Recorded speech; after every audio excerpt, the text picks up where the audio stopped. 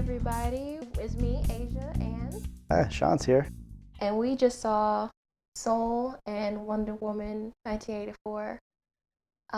We did. We got our arm twisted. First off, we forgot Soul was coming out Christmas Day, like Wondie. So we sat down and was like, all right, we got Wondie. And then afterwards, we were like, holy shit. Yeah, I just was like, no, you throw that shit up right now because I need a palate cleanser. But yeah, I was really hyped for Soul. Like, I saw the trailer. Everyone saw the trailers and was really pumped to have another Pixar movie that was close to Ratatouille, which is universally thinking it's like the magnum opus of Pixar.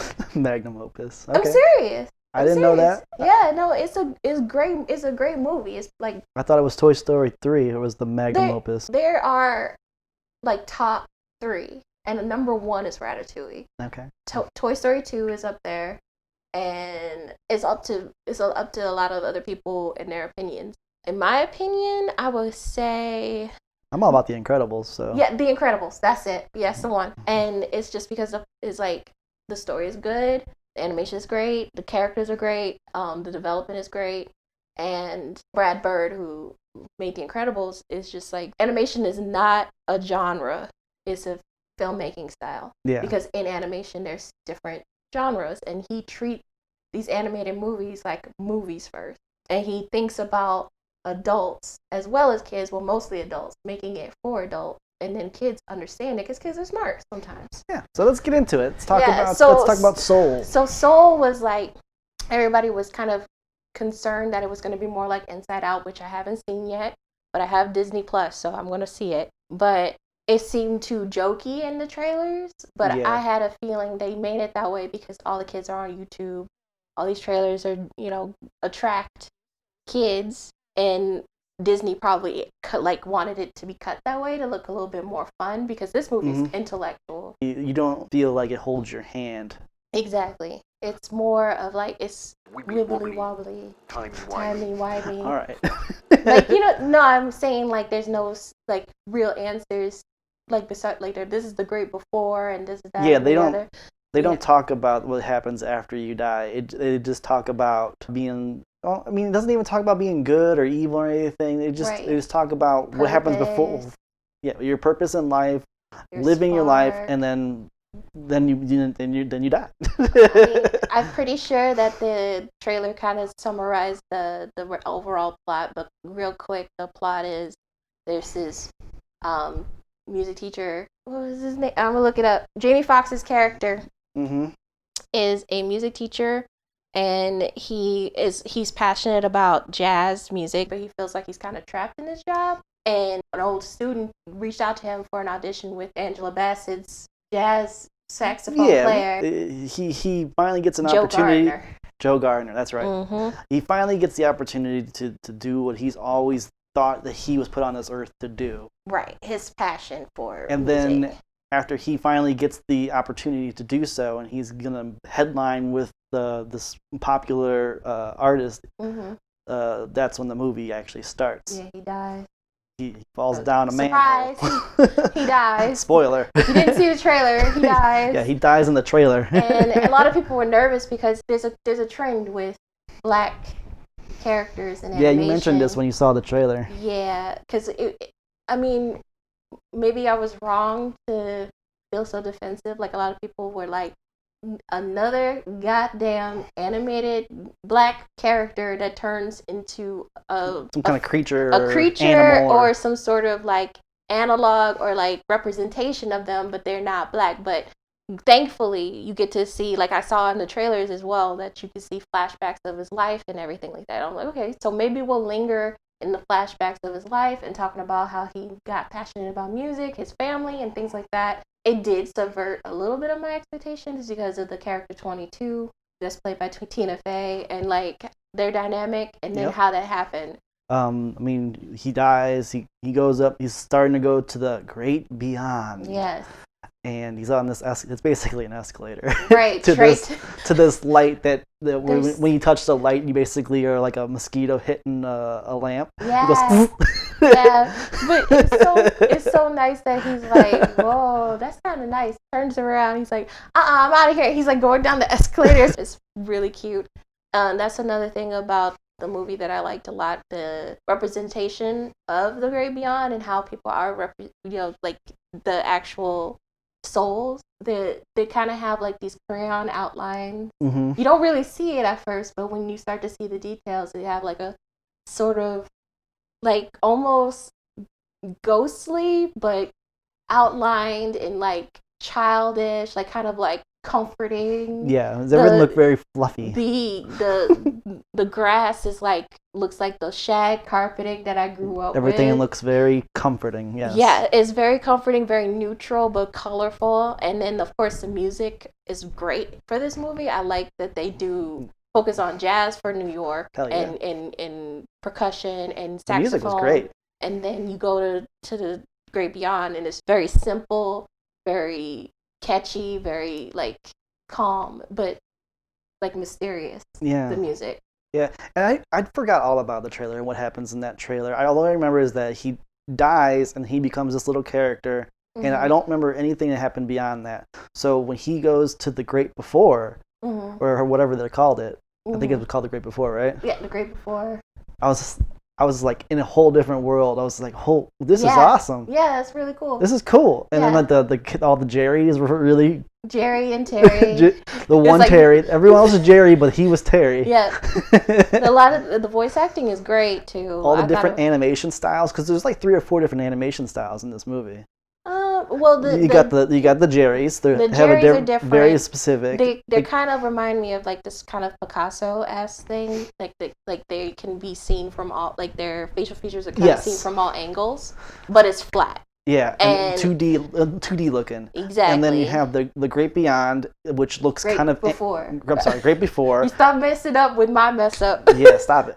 The Great Before, which looks kind of like very, like you said, very fluffy and animated and comfortable.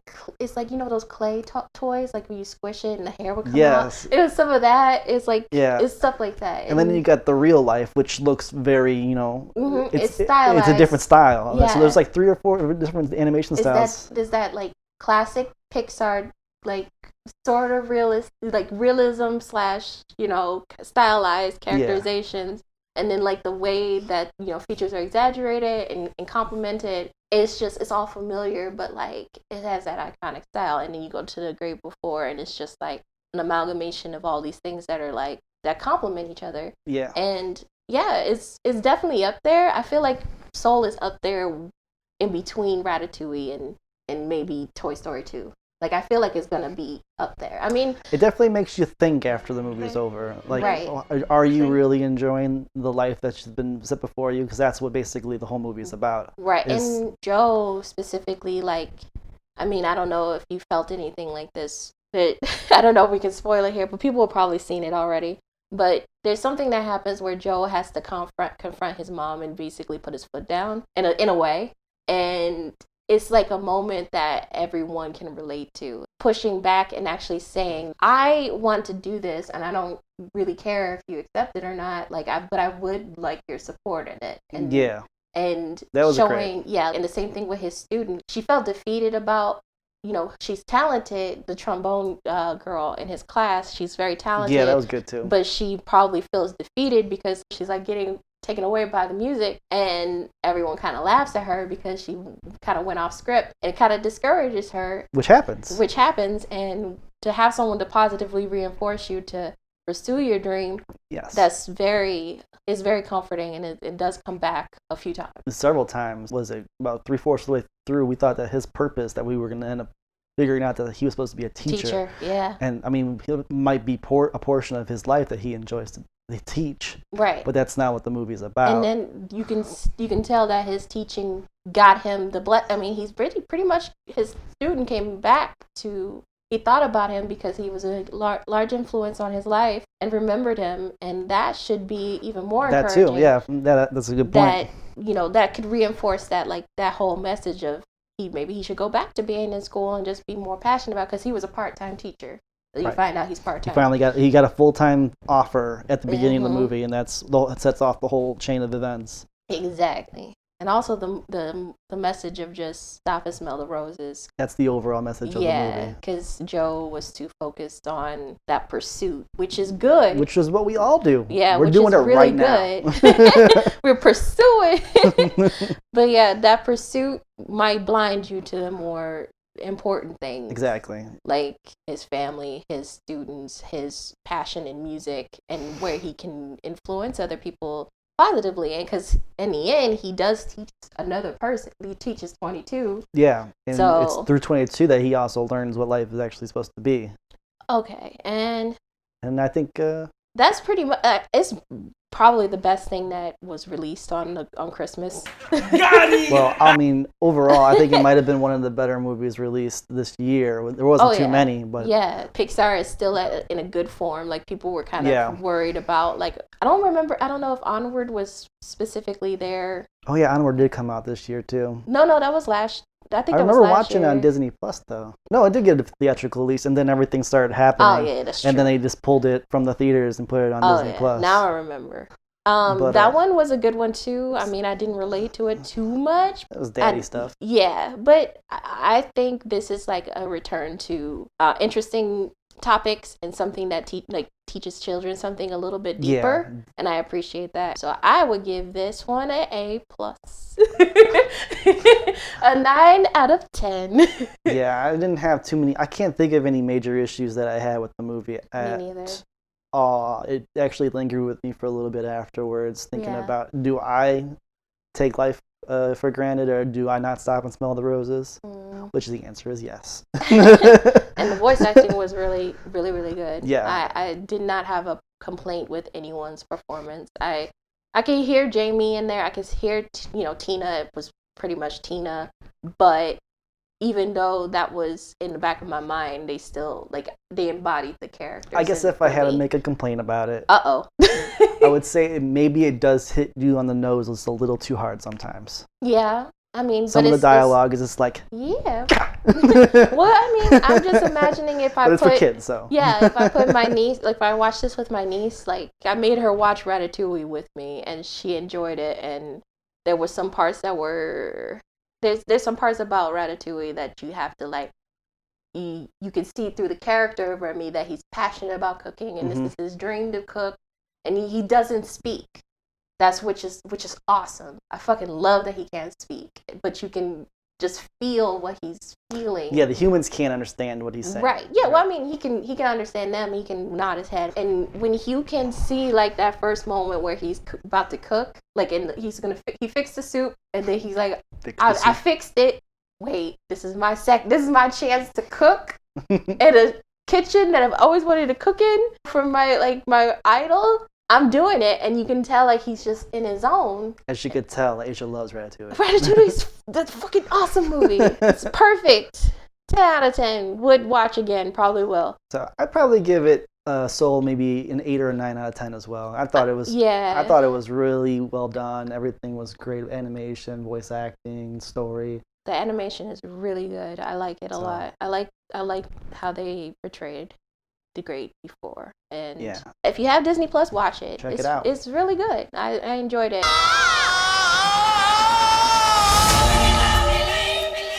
And then we did watch Wondie first. We watched Wondie first. And then we said we needed something else to watch, so because my brain after watching Wondie was scrambled eggs.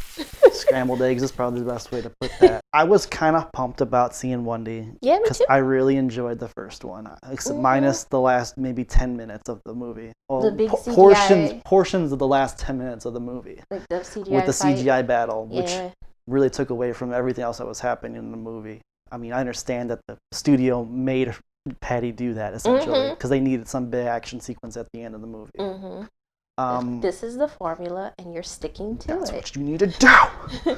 But everything felt earned for the most part in that movie, and I think I would, if I had to give that one a score, I was probably a 6 or a 7 out of 10. Yeah. One of the better rated DC movies. Oh yeah, for sure. Not that Marvel is the best thing ever made, but DC has been very inconsistent. Is all of the acting was pretty. I mean, the characters were pretty interesting. Chris Pine is a good Steve Trevor. We're talking about 1 or 2?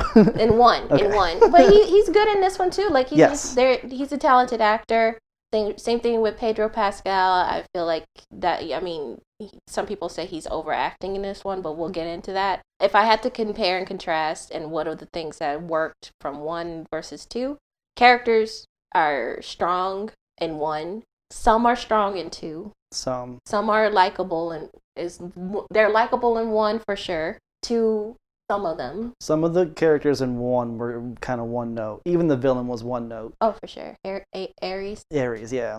Who was played by a very talented actor as well, but they probably told him to turn up the cheese a little bit. Yeah, but I mean, that didn't take away from the movie too much. Everyone played their part and told the origin story, or not the origin story, rather, but her first mission outside of Themyscira. Like her first coming of power. Right. Yeah. So Wonder Woman 84. What can I say about Wonder Woman 84 that other YouTuber personalities have not already said? I mean, there's pretty much a consensus. There's some things that work and a lot of things that don't. Yeah, like I said, I was pumped to see this movie. I went in, and then the opening sequence happened, and I fell into the territory of, this is gonna be how long is the movie? 2.5 hours? Oh my goodness! That's the first thing I saw. Like I was pumped too. Like I was very okay, I'm gonna go into this with an open mind, because out of the DC characters, Wondie is not top. Like she's in the top 5 for sure. She's top 3. She's part of the. I know, but in my heart, the Holy Trinity. I know, but in my heart, she's Wonder Woman's awesome. Yeah. You can't beat her. She's unstoppable. She's a god. That's awesome. This one did not give me that feeling. Like, I mean, like I said, we saw the runtime, and I'm like, for what? For 2.5 hours, nothing happened. There's no consequences. Yeah. There's really no stakes for the most part. Well, I will have to disagree, about. I feel like there are some stakes. I mean, it was like a ticking clock. Yeah. Okay. You're right. And if you're saying for her, what she's dealing with, not very much. Not very much. Wonder Woman is not even really the main character of her own movie, in my opinion. Yeah, it kind of switched. The main character, the larger arc that happens in this movie is Pedro Pascal's character, Maxwell Lord. Yeah. He has a beginning, middle, and end. So Max is basically a con artist in this movie. He's trying to get investors involved into a project so he can build his business. And he's been looking for this wishing stone that becomes the main focal point of the movie that everybody wants to get their hands on at some point, so they can make a wish to better their lives. But make a wish on the wishing stone, something is taken away from you. It's a monkey paw. Ah. Okay, so real quick. Mm-hmm. So Maxwell Lord, his thing is in his original depictions, Maxwell Lord had no abilities, but later became a metahuman as a result of the Dominator's invasion of Earth. Oh, yeah. His powers control people's minds, right? Yes, allow him to telepathically influence people's minds, typically in the form of pushing a subconscious suggestion. Yeah, it's very, very. It's a strong ability, but it's right.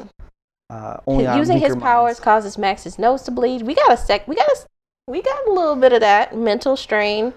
He didn't. Grew to the point that he took full control of other beings, including even Superman. Even in the reboot, his primary power is tweaked in the form of powerful psychic persuasion. Yeah. And in this one, I mean, he tried to beat the monkey's paw with the wishing for more wishes by turning into the wishing stone. What was cute was when that dude came in, when they find the wishing stone.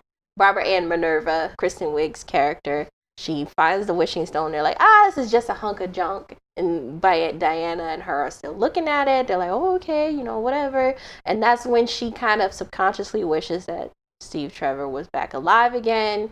And that dude comes in. He's like, I wish I had a cup of coffee. And it happens. And it's like, that's pretty cute. But we never see the comeuppance of what his monkey paw was. You kind of get when Maxwell Lord goes ape shit.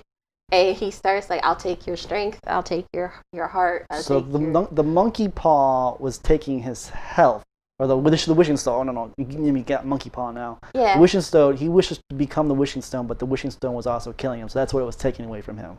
Right, but also he kept on fueling it by saying, like, now I take your, I take your health, or I take your strength, I take your spine, yeah, I take your, this stuff. Give me your heart. Exactly. I remember that. But we're all over the place. Yeah, because it's just this so many movie was all over the place. You know what? I'm ready to go. I think we can do better. Parachute pants? Yeah. Does everybody parachute now? The editing choices were just baffling, and it really took you out of the individual moments that they were trying to place into the movie, and that was my biggest issue I had with it. I mean, low-key, I liked the opening scene, but it kind of went on a little too long. And which opening scene? The first one or second one? No, first one. I didn't mind the second one at all either. I thought it was gonna be like shot in the 80s, like if style. The first one came back to actually mean something in the end. Well, I guess the whole plot thing was she took a shortcut in that thing, and everyone's trying to take a shortcut with the wishes, and then she decides not to take that shortcut, and that was her whole arc in the movie. And it's like it's a straight line on a EKG meter. Oh my god, it's just I have a problem that her whole thing, like, they even like made it seem she's a loveless, like, cold woman, like, or not cold, but like lonely chick. She's sitting at the restaurant. Yeah, and like, oh, I'm by myself. And he's like, well, you give me that extra plate you ain't menu. Using this. You ain't using this. You old hag. You lonely lady. She's Wonder Woman. She's Wonder Woman. She is the Diana Prince. She is. It's astounding that she could not find love after Steve Trevor, after he was only with her for years? Maybe a week they were together hanging out. A few weeks. And wait, how many years has it been? How can you still be pining over this World dude? War I to the 80s. Get it? Pining? I mean, I find it kind of hard to believe. And I mean, maybe that was her, she feels in her heart that's her true love. She's never experienced love before him. And then after that, she's just like, you know what? It doesn't compare. I can't find that same type of spark. If we had an indicator that she couldn't find the spark in other people, and then she finally made that desperate wish, maybe that would make more sense. Even then, it still... Right. I struggle with it. Right. The story doesn't make any sense. The plotting doesn't make any sense. The main character's motivations make very little sense. Barbara is completely underused. She could have been so much better than anything. They could have just used the story arc, essentially, from the comics for Barbara, how she gets her abilities, but you could have just tied it back to Themyscira better, and they could have just been two sisters, because the Amazons are considered sisters, I suppose. Right. It's like a comic. Of them falling apart. Yeah. As she becomes more jealous of Diana, and the rage bubbles up. They could have been still leaving the B plot, while Max is doing his thing in the background. I feel like the change was a little too, like, her heel turn was a little too escalated, because at first it's not explained well either. At first it seems like she's like, I really want to be friends with Diana because I admire her, maybe have a little bit of like competitive jealousy, but when she finally goes to lunch with her, they kind of open up to each other and they do become friends, because she does help her in her pursuit of finding more information about Max, and she's calling her from Cairo and stuff, and like, do this and do that, and she does it. The heel turn happens like 3/4 of the way into the movie when they fight in DC. When she finds out that they're trying, it happens just before that, when they meet the one dude in the warehouse, and she's like, I don't want man who knows mumbo jumbo trope. Exactly. She's like, I ain't helping you guys, and then she somehow thinks about it. She gets to the White House and gets past all the guards. She's doing about it. How does she know they were there? Yeah. Did she just know where Max is gonna be? I guess. But there's a lot of coincidences, and I do like the choice of Kristen Wiig. I think that was a good choice. She could have been.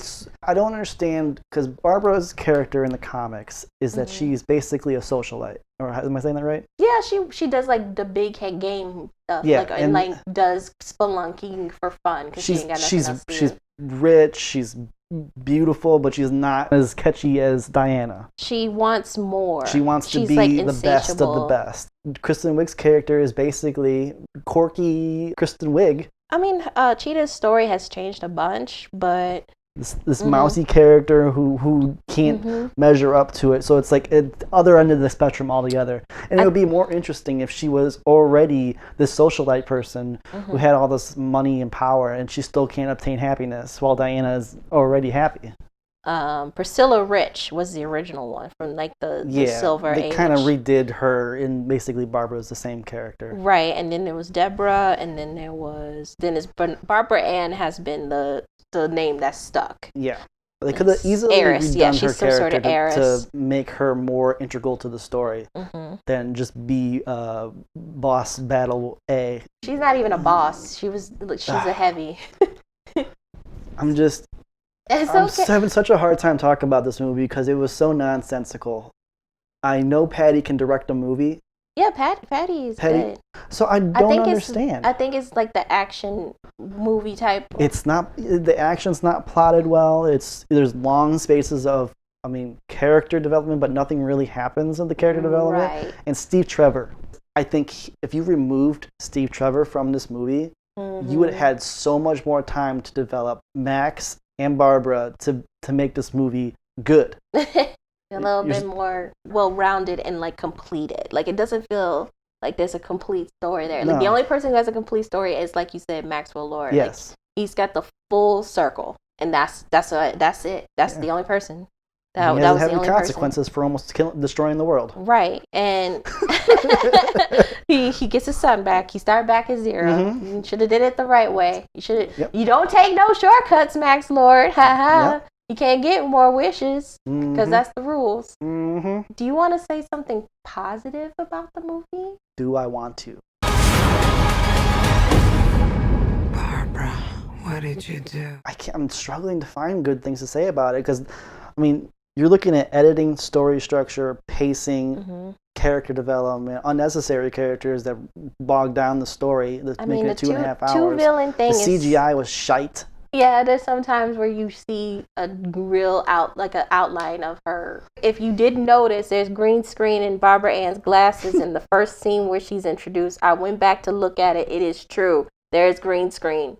There's green screen in the Smithsonian, if you didn't know. Yeah, and they had almost 2 years to fix all the effects in this movie. They've been holding on to this footage for a while now. When was it supposed to come out originally? You can't cut out the green screen out of her glasses for one time. For the one time. Yeah. No, okay, it's fine. Let it out. Let it go.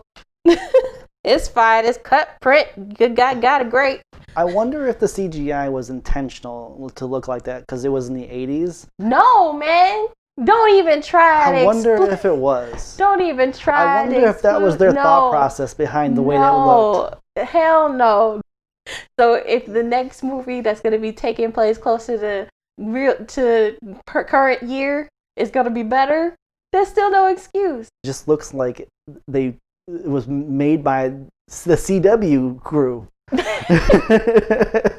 CW.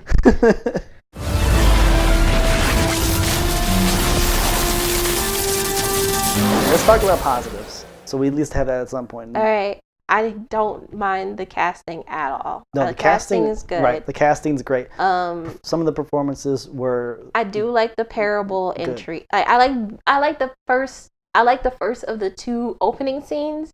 I do like the little like Amazon games because the Amazons were my favorite part of her story. Like I like her story. I like where she came from. I do want to see the Amazons. I want to see what they did on an island with a bunch of women and y'all ain't got no, nothing. What do y'all do? Like what do y'all do besides work out and get smart? What else do you do? and it's like this is a big event. Like all of the mascara showed up. All of them showed up for it. That could have been shorter, though. Yes. That's probably my only note on that thing. Yes. But it was good. Yeah, it's interesting. And I feel like it would have been cooler if we saw, like, because we do see that in the first movie, she does grow up and becoming a formidable Amazon sister. What if we saw Baby Wondie doing it, and then at some point, for some reason, we see a teenage Wondie do it, and she does it the right way. Yeah, I feel like that would have been cool. Well, the whole thing was just about taking shortcuts. That was the whole thing. So yes. It was a little too long. It was a long walk to get to the finish line on that one. Right. And then the 80s style, like, kind of Wonder Woman TV show. The like production design was great. Yeah, the way that they did her first bust up the robbers thing. Yes. That I liked that, and it was kind of like a tip of the hat to like that old 80s. The first one. Yeah, what's her name? Linda Carter. Almost. Yeah. Like, that one's even cheesier. But I think that was really cool, and I think that showing those girls who were like, oh my God, it's Wonder Woman and everything, and I just thought that was adorable. Yeah, it's really good. And then you can see that she's formidable, and then just really cool. Like, she's different than the other two, like Superman and Batman. Yeah, and I think you need to look at this movie in a bubble, assuming they don't go forward with the current structure of the movie's universe. Because, I mean, first off, she's running around in her outfit in broad daylight, but apparently she hasn't been seen since... She hit those cameras, remember? Yeah, sure. That's how she got her shit. Everyone saw her. And then she projected herself into everyone's mind when she was giving her little speech. Well, they didn't show her. They just heard her voice. That could have been anybody. And then she learns how to make things invisible. And then her father taught her. Yeah, and then she can fly in this one, but she can't fly in Justice League. Yeah. So I think if you look at this as a sequel to Wonder Woman and not in any relation to the present day Zack Snyder stuff, it might be better. But you can't take your mind out of that continuity. Right, since we've been introduced to her first in the Batman versus Superman. Yeah, there's thing. just. And I haven't seen that one, and I don't want to. And again, Steve Trevor was completely unnecessary in the amount of time that he had on screen. Do we need to tell how? I mean, I'm sure people already know, but just how weird he comes back is just it doesn't make any sense. Haunts me. It haunts me because he possesses the body of some rando who used the phone book to find her. And it doesn't make any sense. And then it should have been somebody in with the vicinity of her, or she knew or something. At least that would have made more logical sense. He could have just appeared in the sky from when the plane blew up on the first one and parachuted down somehow. Or he landed, like I said the other day, he landed in water. I don't know how else you would. I just don't know. I just don't know how I would have handled it. I wouldn't have handled it this way. No. I would not. It doesn't make any sense. There's no thought or foresight of what they're doing to this person's body. Right. It's just like, oh, Steve's back. Like, what was his life? Chris Pine's here. They kind of throw away that it looks like he's kind of just a bachelor with a bunch of clothes and a nice apartment. It doesn't look like he has, like, they don't so focus on if he has pictures of family around or anything. It's just this dude, and he's like, he looks in the mirror, he's like, I like him.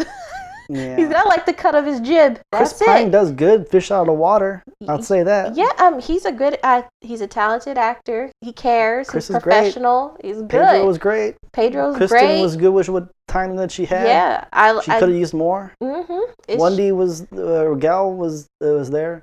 It just there's so many parts of it that don't quite make sense, and the puzzle pieces just don't fit all the way. Like, you know how when you're doing a puzzle, you got that one part of the corner that's all finished and you still can't get it to connect to the rest. Yeah. That one corner is Pedro MacLeod, and then the rest is Wondie.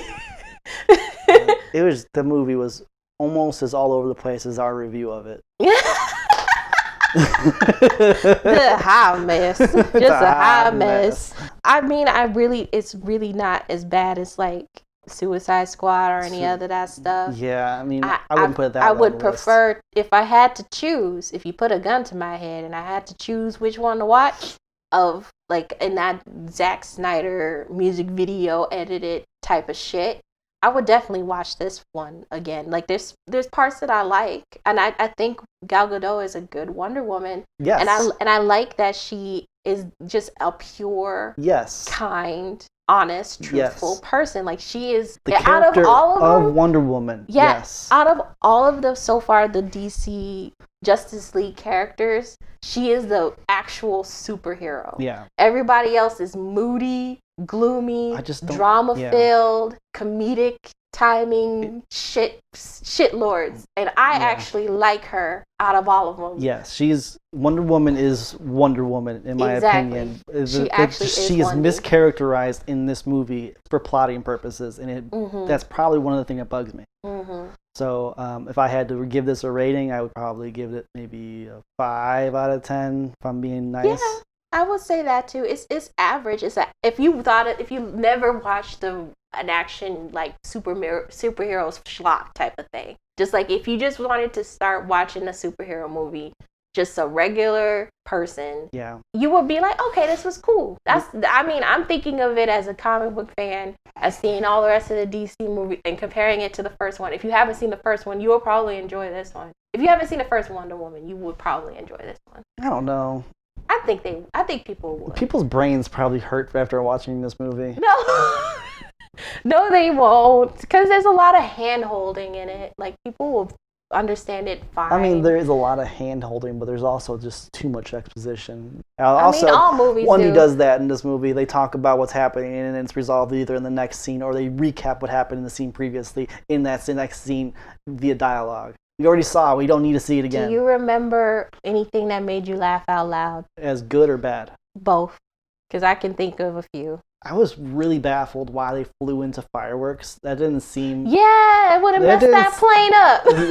Those are explosives, first and foremost. Yeah. Why would you fly into fireworks? I remember I almost pissed myself when you were like, they ain't wearing no helmets or headphones. They're not wearing helmets or headphones. That thing is loud as fuck. It sounded like the inside of a luxury train car.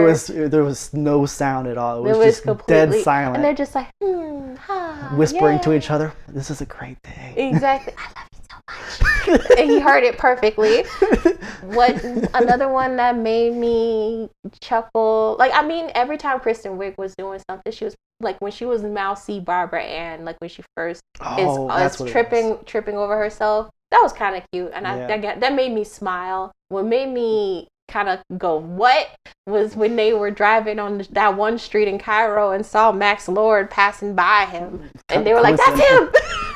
Turn around. There's another coincidence that we didn't touch on. The dummy children that she caught. There's a lot of coincidences that happen. You did bust the gut on the dummy children. Because what the fuck? But yeah, the amount of coincidences here are also laughable. But the other thing that I laughed at was when she was just starting to become kind of confident. I'm confident now, and I could wear heels. Yeah, and then she's sitting on the table, and she's like looking at something. And she's like, "Oh, this was the Prince of Egypt's staff of obliteration." And I told him that's not a stalagmite, that's a stalactite.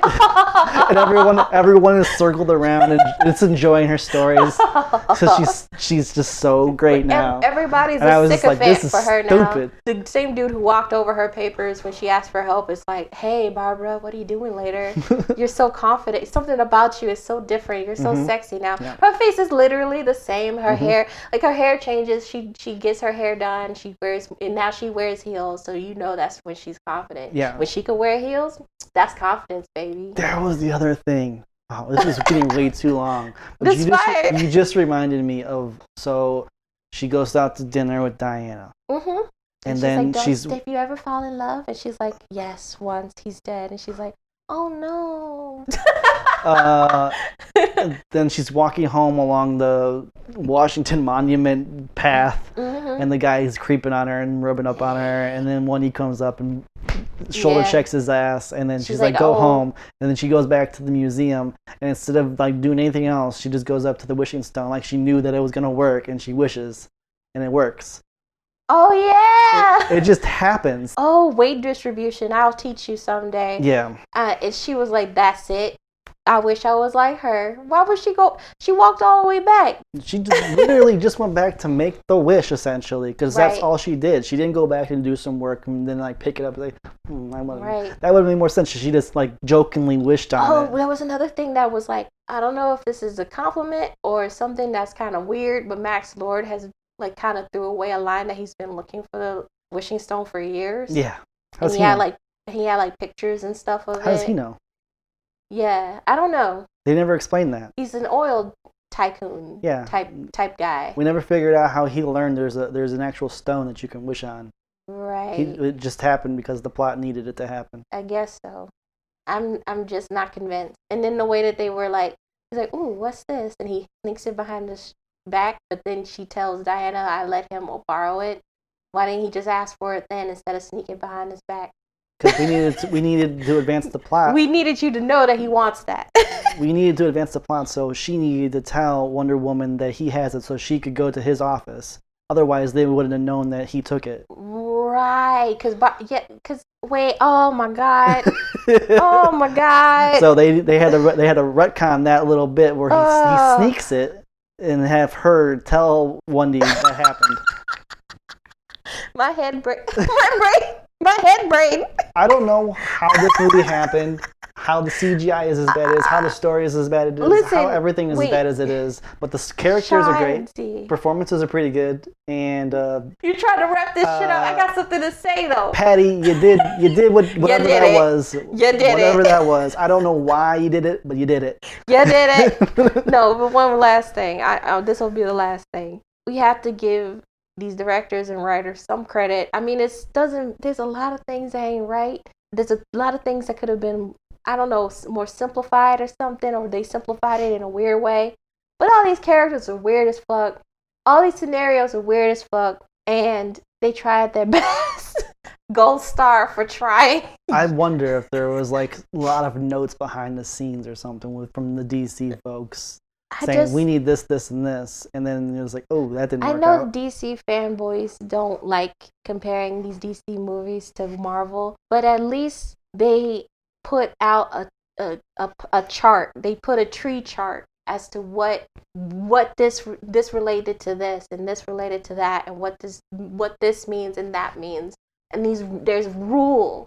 I feel like there's no fucking rules with these movies. Well, there isn't any rules. It's a very loose cinematic universe. Yeah, just shit happens. Aquaman, it happens after Justice League, but no one really references or realizes it's after Justice League. I didn't know that. Exactly. I didn't know that.